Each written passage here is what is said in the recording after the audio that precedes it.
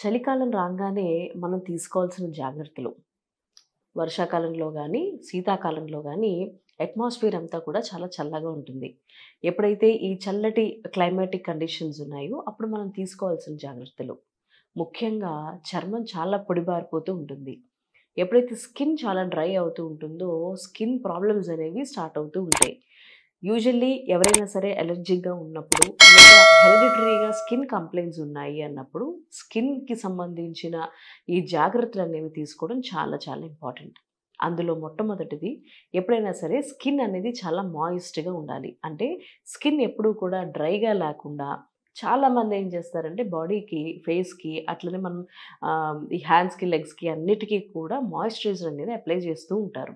అయితే ఈ మాయిశ్చరైజర్ అనేది అప్లై చేయడం ద్వారా అందులో కొన్ని కొన్ని కెమికల్స్ అనేవి ఉంటూ ఉంటాయి. అందరూ కూడా ఈ మాయిశ్చరైజర్‌ని ఎఫోర్డ్ చేయలేకపోవచ్చు. సో, అలాంటి వారందరి కోసం మనం నార్మల్‌గా మనము హెయిర్‌కి కోకోనట్ ఆయిల్ వాడతాం. కొంతమంది ఆలివ్ ఆయిల్ వాడతారు. కొంతమంది ఆల్మండ్ ఆయిల్ వాడతారు. ఏ ఆయిల్ అయినా సరే, ఎప్పుడైనా సరే స్నానం చేసిన తర్వాత స్కిన్ తుడుచుకోవడానికి కంటే కొంచెం అంటే తుడుచుకున్న తర్వాత పూర్తిగా డ్రై అయినట్టుగా తుడుచుకోకుండా కొంచెం తడి ఒంటి మీద ఉన్నప్పుడే ఆయిల్ చేతిలోకి తీసుకొని, అంటే తడి చేతుల్లోకి కొద్దిగా ఫ్యూ డ్రాప్స్ ఆఫ్ ఆయిల్ తీసుకొని బాడీకి అప్లై చేసినట్లయితే చాలా సేపటి వరకు స్కిన్ అంతా కూడా మాయిస్ట్‌గా ఉంటుంది. మాయిశ్చరైజర్ అప్లై చేస్తే మనకు ఒక ఫ్యూ మినిట్స్‌లో మళ్ళీ డ్రై అయిపోతూ ఉంటుంది. కానీ ఈ తడి ఒంటి మీద కనుక ఆయిల్ అప్లై చేసినట్లయితే చాలా సేపటి వరకు ఇలాగే మాయిస్ట్‌గా ఉంటుంది. ఏమాత్రం మనకి చర్మం అనేది పొడిబారకుండా ఉంటుంది.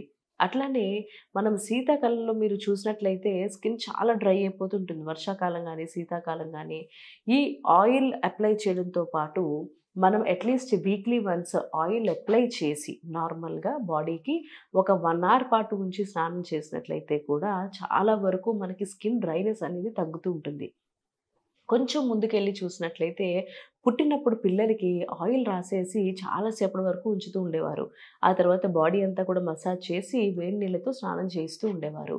అలానే సున్నిపిండి కూడా పెడుతూ ఉండేవారు. ఇటువంటివన్నీ కూడా చర్మానికి ఒక మంచి లాగా, అంటే ఆ మాయిశ్చరైజర్ లాగా మనకి ఉపయోగపడి స్కిన్ అంతా కూడా చాలా హెల్తీగా ఉండేది. కానీ పోను పోను మనకున్న జీవన శైలి ప్రకారము చాలా బిజీ లైఫ్ అవ్వడం వల్ల ఇంతసేపు మన బాడీ మీద మనం టైమ్ స్పెండ్ చేయలేకపోవడానికి కారణమయ్యింది. అయితే ఇలాంటి వాటి వల్లే మనకి ఎన్నో స్కిన్ ప్రాబ్లమ్స్ అనేవి మనం ఎక్కువగా చూస్తున్నాం. ఎగ్జిమా గానీ, సోరియాసిస్ గానీ, ఇవన్నీ హెరిడిటరీగా వచ్చే విషయాలయినప్పటికీ కూడా స్కిన్ కేర్ కూడా చాలా తగ్గిపోయింది కాబట్టి, అలానే మన మాయిశ్చరైజర్స్ వాడే వాటిల్లో చాలా వాటిలో ఎక్కువ శాతం కెమికల్స్ ఉంటాయి కాబట్టి, అండ్ దాని యొక్క మాయిస్ట్ కంటెంట్ కూడా ఆ బాడీ మీద ఉండేది చాలా కొద్దిసేపే కాబట్టి, మనకి స్కిన్‌లో ఆ హెల్తీ స్కిన్ అనేది మనం చూడలేకపోతున్నాం. అట్‌లీస్ట్ వారానికి ఒక్కసారి కాకపోయినా నెలకొక్కసారైనా కూడా మనము ఈ ఆయిల్ అప్లై చేయడము, ఒంటికి సున్నిపిండి పెట్టడము, ఇటువంటివి ప్రాక్టీసెస్ చేసినట్లయితే స్కిన్ అనేది చాలా హెల్తీగా ఉంటుంది. చలికాలంలో, వర్షాకాలంలో స్కిన్ అంతా ఇలాగ పాడైపోతూ ఉంటుంది కాబట్టి, ఇలాంటి చిన్న చిన్న ప్రాక్టీసెస్ చేసినట్లయితే చాలా వరకు మనకి హెల్తీ స్కిన్ అనేది మనం చూడగలుగుతాం. ఇక ఆల్రెడీ కంప్లెయింట్స్ ఉన్నాయి. అంటే ఎగ్జిమా ఉంది, లైకెన్ ప్లానస్ ఉంది, లేదా సోరియాసిస్ ఉంది. ఎన్నో కండిషన్స్ అనేవి మనం స్కిన్ ప్రాబ్లమ్స్‌లో చూస్తూ ఉంటాం. ఆల్రెడీ ఉన్న వాళ్ళైతే మరి కాస్త తరచుగా మనకి ఆయిల్ అప్లై చేయమని నేను చెప్తూ ఉంటాను. యూజువల్లీ అన్నిటికంటే ఆలివ్ ఆయిల్ అనేది చాలా చాలా మంచిది. ఆలివ్ ఆయిల్ అనేది సోరియాసిస్‌కి ఒక రెమెడీ అని కూడా చెప్తూ ఉంటారు. సో, ఆలివ్ ఆయిల్ తడి ఒంటి మీద అప్లై చేయడము, ఎప్పుడైనా ఎక్కడైనా సరే ఆ ప్యాచెస్ ఉన్న చోట, స్కిన్ ప్రాబ్లమ్స్ ఉన్న చోట, అది ఎగ్జిమా అయినా లేకపోతే సోరియాసిస్ అయినా ఎక్కడైనా సరే ఉన్నప్పుడు తరచుగా ఆయిల్ అప్లై చేస్తూ ఉంటే కూడా ఆ ఏరియాలో చాలా ఫాస్ట్‌గా మీకు ఆ ప్రాబ్లమ్ అనేది క్యూర్ అవుతూ ఉంటుంది. అట్లానే శీతాకాలంలో, వర్షాకాలంలో తీసుకోవాల్సిన మరొక జాగ్రత్త మస్కిటో బ్రీడింగ్. ఇప్పుడు మస్కిటోస్ అనేవి ఎస్పెషల్లీ వర్షాకాలాల్లో ఎక్కువగా ఉంటాయి. అలానే శీతాకాలంలో కూడా మనం ఎక్కువగానే చూస్తాం. సమ్మర్‌లో అంతా కూడా ఈ వెక్టర్ బోర్న్ డిసీజెస్ అంటాం. యూజువల్లీ దీనికి సంబంధించినవన్నీ కూడా చాలా డార్మెంట్ ఫేజ్‌లో ఉంటాయి.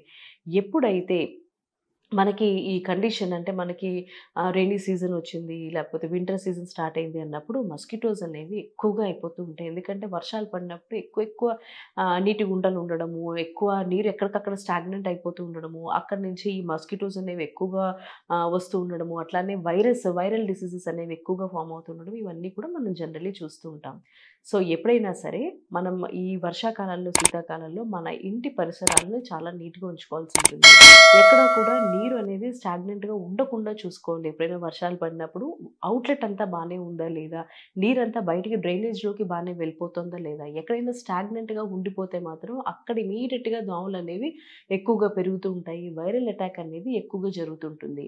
యూజువల్లీ పిల్లలు ఆడుకునేటప్పుడు చూసుకోకుండా ఉంటారు. అంటే ఎక్కువ ఎక్కువ వాళ్ళకి తెలియని అంటే బొమ్మలుండే ప్రదేశాల్లోకి లేదా ఎక్కువ వాటర్ ఉన్న ప్రదేశాల్లోకి వెళ్ళి ఆడుతూ ఉంటారు. అలాంటి టైంలో ఏదైనా ఒక మస్కిటో బారిన పడితే కనుక ఏదైనా మస్కిటో కుట్టినట్లయితే ఇమ్మీడియేట్‌గా ఈ వైరల్ ఫీవర్స్ రావడము, డెంగీ, మలేరియా లాంటి జ్వరాలు రావడము ఎక్కువగా చూస్తుంటాం.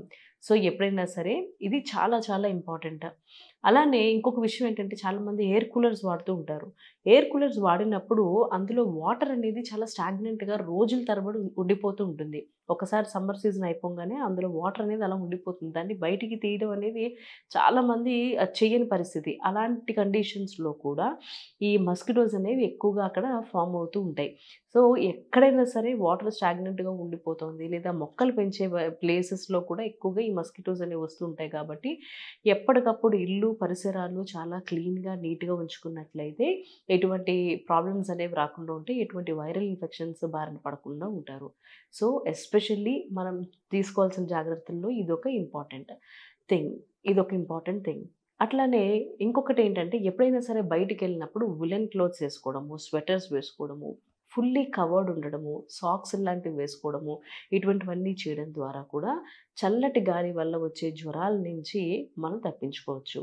ఇటువంటి జాగ్రత్తలన్నీ పాటిస్తూ ఎప్పుడు కూడా ఆ క్లెన్లీనెస్ ఎప్పుడు కూడా ఆ క్లెన్లీనెస్, నీట్‌నెస్ పాటించినట్లయితే వైరల్ ఇన్ఫెక్షన్స్ బారిన పడకుండా ఉంటారు. సో, ఈ శీతాకాలంలో గానీ, వర్షాకాలంలో గానీ మనం ఇలాంటి జాగ్రత్తలు తీసుకుంటూ ఉంటే ఇప్పుడు ఎక్కువగా ఈ వైరల్ ఇన్ఫెక్షన్స్, ఫీవర్స్ ఎవరు చూసినా కూడా ఇవే చెప్తూ ఉన్నారు. ఇలాంటి పరిస్థితులు రాకుండా ఉంటాయి. For more videos please subscribe this channel.